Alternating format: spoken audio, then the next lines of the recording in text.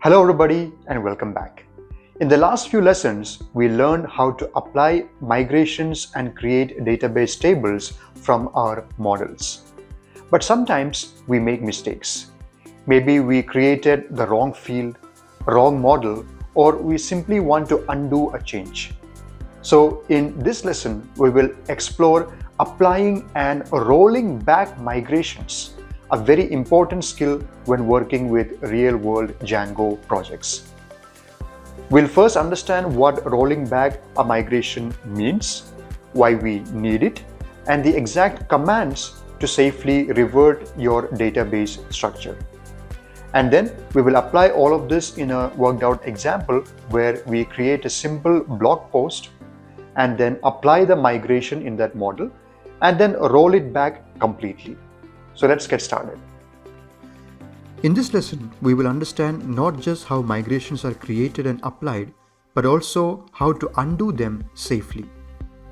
Now, before we talk about rolling back migrations, let's quickly recall what migrations are. Migrations help Django translate our model definitions into actual database tables. We have already seen them in the previous lessons.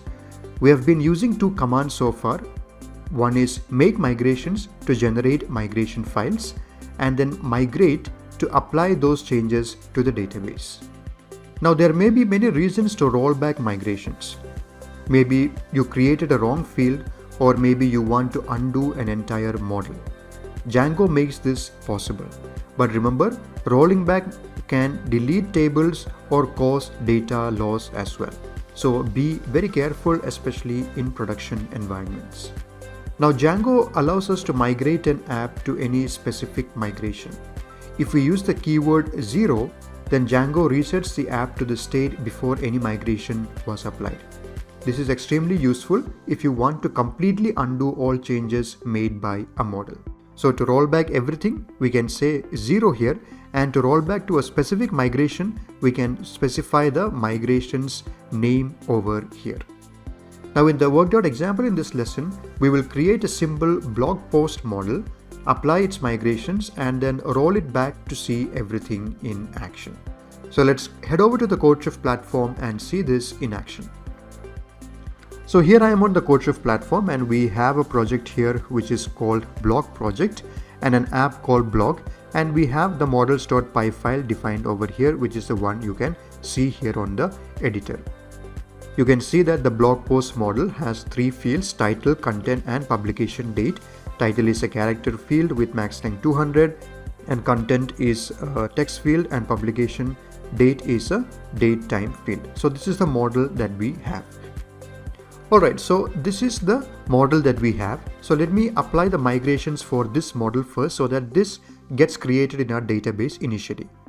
Now I have to first navigate to the correct project folder, which is blog project. So I will say cd blog project in the terminal. So I am in the correct folder now. Now I'll say python manage.py make migrations and the name of my app, which is blog. So here it says create model blog post. So this model blog post was created. That means this table is created in the database. And the name of that migration is 001 initial.py. Now we have to apply the migration. And the command for that is python manage.py migrate and the name of the app, which is blog.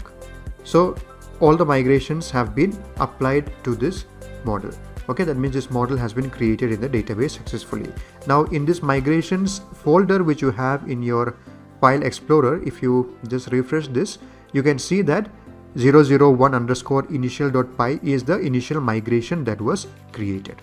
Okay, now let's say that at some point of time I want to make a change in this model. Let's say I want to call this field title as not title but name. So I want to rename it to name. So I have to apply this migration again. So in order to do that, we'll run the same commands again, python manage.py make migrations blog. So when I press enter, it is asking me that the title has been renamed to name. So it is just asking a confirmation. I'm going to say yes. Why? And so it says rename field title on blog post to name. So that rename has been done. So I will apply that migration again by saying python manage.py migrate blog. So the migration has been applied and the name of the migration is 002 rename title blog post. So if I refresh this again here, you can see one more migration has been created, which is 002 rename title blog post name.py. Okay, so we have two migrations that we have created and applied. Now let's say that at some point of time, I feel like I should have not renamed this to name, but I wanted it to remain it as title. So at that time, the rolling back of migration comes into picture. Now what I want to do is I want to roll back my migration to this initial state where this field was called title and not name. So I want to roll it back to this particular migration. So for that, the command is python manage.py migrate blog and the name of the migration. So the name of the migration is 0001 underscore initial. Okay, python manage.py migrate name of the app and then the name of the migration, which is 001 underscore initial. Now when I press enter, it says unapplying blog 002 rename title to blog post. So this migration that was applied is now unapplied and we are in this initial state now. Okay, so that is how you revert back or you roll back to a specific migration. Now you can also roll back the entire migrations that were applied. So the command for that is python manage.py migrate and the name of the app blog and I say 0. Now if I say 0, then all the migrations that were applied will be unapplied. So you can see that even the 001 initial was unapplied. That means even this was unapplied. And what does that mean? That means that this model now no longer exists in the database because the first migration was the one where this model was created in the database and that also we have rolled back now. So that is what happens when you say 0. Now you can also see all the migrations that were applied and done here using the command python manage.py show migrations followed by the name of the app, which is blog. So here you can see these were the migrations that were applied in your model.